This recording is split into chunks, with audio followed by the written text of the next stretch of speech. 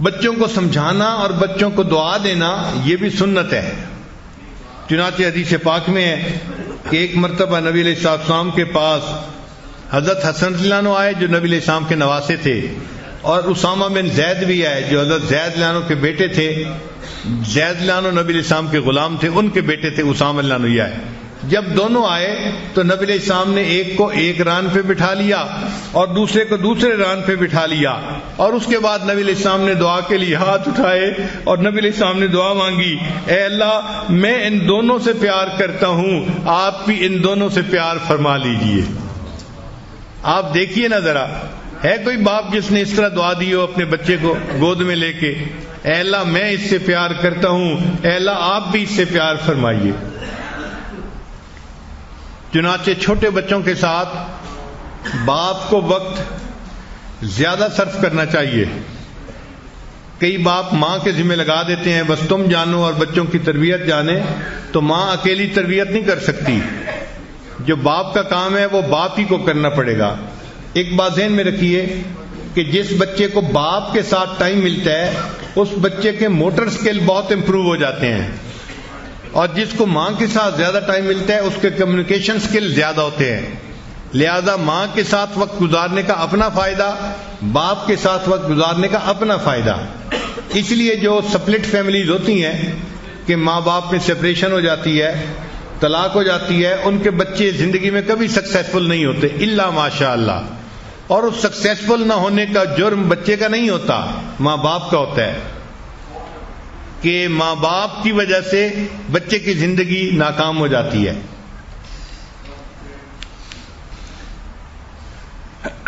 ام خالد بن سعید ایک صحابی ہیں، یہ اپنے بچپن کا واقعہ سناتی ہیں کہ میرے والد مجھے لے کر نبی علیہ السلام کی خدمت میں گئے.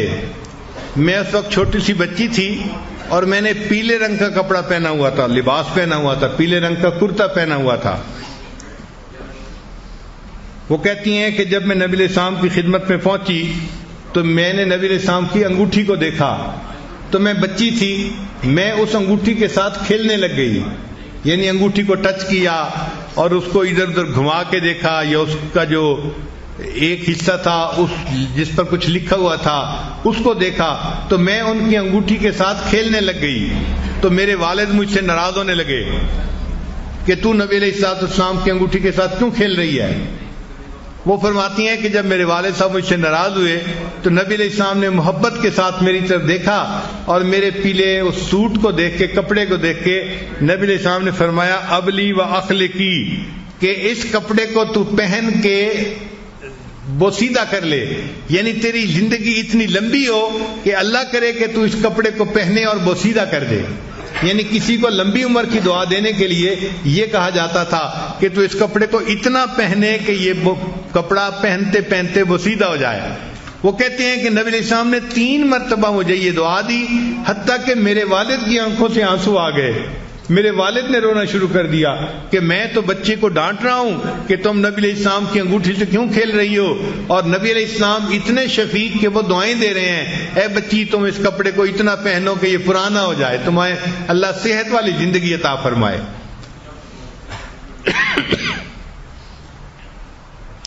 ایک مرتبہ اللہ کے پیارے حبیب صلی اللہ علیہ وسلم ممبر پہ خطبہ دے رہے تھے.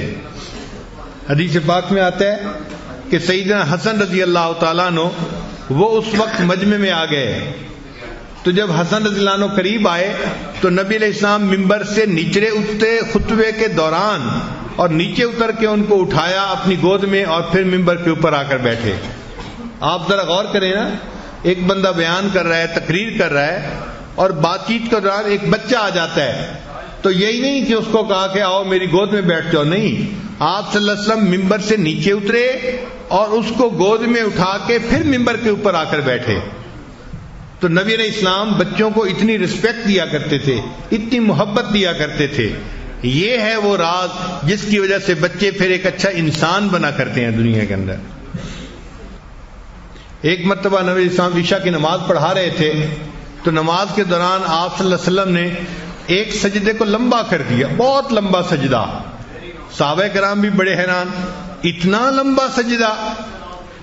بالآخر جب سجدے سے اٹھے اور سلام پھیرا مکمل کی نماز تو صحابہ نے دیکھا کہ نبی علیہ السلام کے پاس ایک بچہ تھا. اصل میں سیدنا حسین رضی اللہ عنہ اس وقت آئے تھے اور وہ نبی علیہ السلام کے پیٹھ کے اوپر چڑھ گئے تھے, کمر مبارک کے اوپر چڑھ گئے تھے. تو جب وہ کمر کے اوپر چڑھ گئے تو نبی علیہ السلام نے اپنے سجدے کو لمبا کر دیا. جب اس کا دل چاہا وہ نیچے اترا, تب نبی علیہ السلام نے سجدے کو مکمل کیا.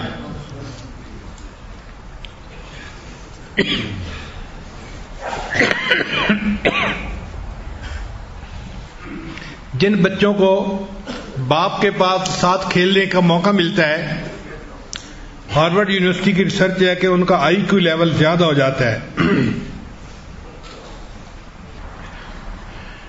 ہارورڈ یونیورسٹی نے ایک ریسرچ 25 سال کی اسٹوڈنٹس کے اوپر 25 سال انہوں نے اپنی ریسرچ جاری رکھی اور 25 سال کے بعد انہوں نے نتیجہ نکالا کہ جو بچے دنیا میں کامیاب ہوتے ہیں یہ وہی ہوتے ہیں کہ جن کے پلنے کے دوران ان کو باپ کی شفقت محبت ملی ہوتی ہے. جو بچے بدنی کھیل کھیلتے ہیں یعنی فٹ بال کھیلنا, دوڑنا, بھاگنا, اس سے بچوں کے اندر ADHD سمپٹم ریڈیوس ہو جاتے ہیں.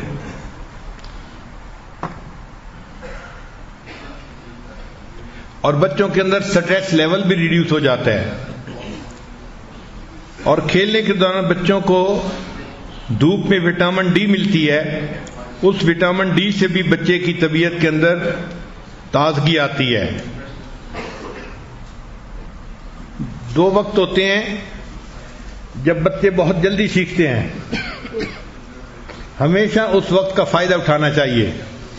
ایک بچے جیسے ہی گاڑی میں بیٹھیں گے نا تو وہ لرننگ بورڈ میں چلے جاتے ہیں, اس لیے وہ کوشچن کے اوپر کوشچن پوچھتے ہیں, ایک کوشچن, دوسرا کوشچن, تیسرا کوشچن. تو ماں باپ کو پتہ ہونا چاہیے کہ بچے جیسے ہی گاڑی میں بیٹھیں گے تو یہ لرننگ موڈ میں آئیں گے, تو اس وقت ان کو ڈانٹ ڈپٹ نہیں کرنی, بلکہ ان کو ہم نے اس وقت اچھی اچھی باتیں سمجھانی ہیں, سکھانی ہیں. اور دوسرا, بچے کھانے کے دوران پھر کوشچن بہت پوچھتے ہیں, اس وقت بھی ان کو ڈانٹنے کے بجائے ان کو اچھی باتیں سکھانی چاہیے. اور تیسرا, رات کو جب بچے سونے لگتے ہیں تو اس وقت بھی وہ لرننگ موڈ میں ہوتے ہیں, تو اپنی ماں سے کوشچن پوچھتے ہیں, سٹوری سنتے ہیں, پھر سوتے ہیں. تو یہ اللہ نے ان کا ایک نیچرل سسٹم ایسا بنا دیا ہے.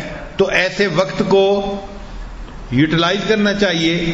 ماں کو چاہیے کہ وہ بھی سٹوریز سنبھال کے رکھے اور سوتے وقت بچے کو سمجھائے اور اس سے اچھا نتیجہ نکالے, بچے کو پتہ چلے کہ مجھے زندگی میں کیا بننا ہے. ہارورڈ یونیورسٹی کی ریسرچ ہے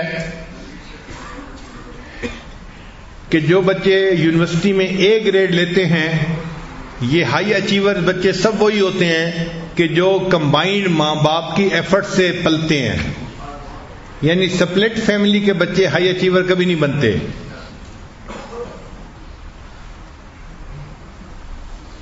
اور جو بچے ماں باپ کے ساتھ مل کے کھانا کھاتے ہیں ان میں ایٹنگ ڈس آرڈر کے چانسز 35% لیس ہو جاتے ہیں. اور ان بچوں میں اوور ویٹ ہونے کے چانسز 12% کم ہو جاتے ہیں. ایسے بچے ڈرگ سے بھی دور رہتے ہیں جو اپنے ماں باپ کے ساتھ مل کے کھانا کھاتے ہیں.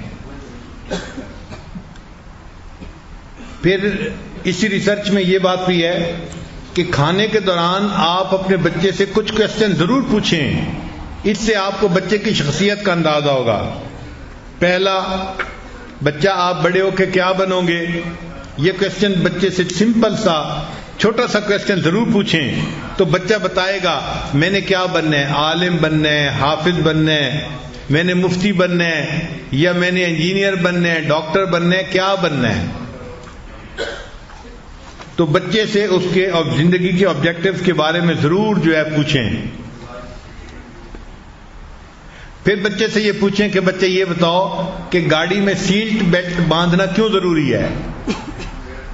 تو چھوٹا بچہ بتائے گا کہ کیوں ضروری ہے. اگر صحیح جواب دے تو اچھا، نہیں تو آپ سمجھائیں اس کو کہ سیٹ بیلٹ کے فائدے کیا ہیں. اس کا فائدہ یہ ہوگا کہ جب وہ کل کو گاڑی میں بیٹھے گا تو سیٹ بیلٹ باندھنے میں نخرے نہیں کرے گا، تنگ نہیں کرے گا. ایک کوشچن یہ بھی پوچھیں کہ بچے بتاؤ تمہارا پسندیدہ مضمون کون سا ہے؟ تو کسی کو میتھمیٹکس پسند ہوتا ہے، کسی کو لینگویج پسند ہوتی ہے، کسی کو ہسٹری پسند ہوتی ہے. تو جو اس کو لینگویج مضمون پسند ہوگا وہ اس کی شخصیت کی عکاسی کرے گا. بچے سے یہ کوشچن پوچھے، بچے ہم اپنے گھر کے ماحول کو بہتر کیسے بنا سکتے ہیں؟ حالانکہ وہ بچہ بہت چھوٹا ہے، وہ یہ بات نہیں بتا سکتا، لیکن اس کی اپنی ایک دنیا ہے نا. تو یہ دیکھیں کہ اپنی دنیا میں اس کی سوچ کیا ہے کہ گھر کا ماحول کیسے بہتر ہو سکتا ہے. ہو سکتا ہے وہ جواب دے کہ ابو پلیز آپ غصہ کم کیا کریں. اس لیے پھر ایسے کوشچن ہم پوچھتے نہیں بچوں سے. ایک بہت اہم کوشچن، بچے سے یہ کوشچن ضرور پوچھیں، بیٹے آپ نے کبھی کسی کی خدمت کی ہے اللہ کی رضا کے لیے؟ کسی کی مدد کی ہے اللہ کی رضا کے لیے؟ تو بچہ نیریٹ کرے کہ اس نے کسی کلاس فیلو کو اللہ کے لیے ہیلپ کیا، کسی دوست کو اللہ کے لیے ہیلپ کیا، اس نے کسی پہ ترس کھایا، اس نے کسی کے غم میں اس کا ساتھ دیا. اس چیز کے پوچھنے سے اس بچے کے اندر یہ صفات اور زیادہ ہو جاتی ہیں. اور بچہ اگر ایسے واقعات سنائے تو اس بچے کو خوب اپریشیٹ کرنا چاہیے کہ بچے آپ نے یہ کیا، مجھے سن کے بہت خوشی ہوئی کہ اس کا دل حساس ہے، وہ محسوس کرتا ہے دوسرے کی تکلیف کو. پھر جب بچے اسکول جانے والے ہوں تو ان کے جو اسکول کے ایونٹس ہوتے ہیں ماں باپ کو اس میں دلچسپی رکھنی چاہیے. بچے کو پتا ہو کہ میرے گریڈ اچھے آئے ہیں، میرے والدین آئیں گے تو مجھے ان کے سامنے جو ہے وہ سرٹیفکیٹ ملے گا، تو بچہ اور خوش ہوتا ہے اور اچھا اچیور بننے کی کوشش کرتا ہے. اور اگر اس نے برے گریڈ لیے ہوں تو اس کو احساس ندامت ہوتی ہے اور وہ سوچتا ہے کہ نہیں آئندہ میں نے اپنے ماں باپ کو نادم و شرمندہ نہیں ہونے دینا. پھر بچے کو سمجھائیں کہ دوسروں کی کیئر کرنا اس کو ہمیشہ پریورٹی دیا کرے. ایک ہوتا ہے نا اپنی کیئر کرنا، یہ بھی ضروری ہے، ایک ہوتا ہے دوسرے کی کیئر کرنا. تو بچے کو سمجھائیں کہ دوسرے کو کیئر کرنا اس کو پریورٹی دیں گے تو اس پر اللہ تم سے راضی ہو جائیں گے، تو بچے کے اندر خدمت خلق کا جذبہ پیدا ہو جائے گا. Provide opportunity to children to show empathy for others. Sympathy تو بچے جلدی سیکھ لیتے ہیں، ایمپتھی بچے نہیں سیکھ سکتے. ایمپتھی کہتے ہیں کہ کسی بندے کے ساتھ کوئی برا معاملہ ہو تو اس کے بعد اس کو تسلی دینا، اس کو انکریج کرنے کی باتیں کرنا. پھر بچے کو اپنی اینگر کنٹرول کرنا سکھائیں. اگر بچہ کسی وقت غصے میں آ جائے تو اس کو سمجھائیں کہ بیٹے آپ کو غصہ آ گیا، آپ بیٹھے ہیں تو آپ کھڑے ہو جائیں، آپ کھڑے ہیں تو آپ دوسرے کمرے میں چلے جائیں، آپ وضو کر لیں، آپ نہا لیں، تاکہ اس بچے کو پریکٹیکلی پتہ چلے کہ میں نے اپنے غصے کو کنٹرول کیسے کرنا ہے. پھر بچوں کو فیئرلی ٹریٹ کرنا چاہیے.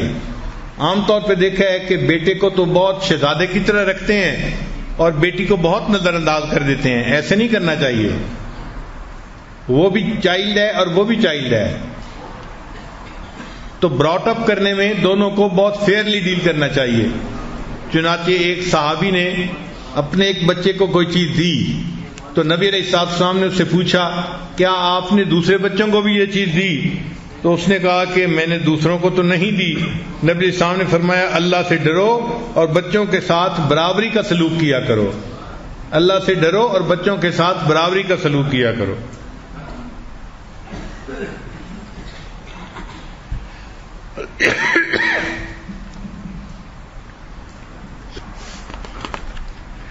ہم نے اپنی زندگی میں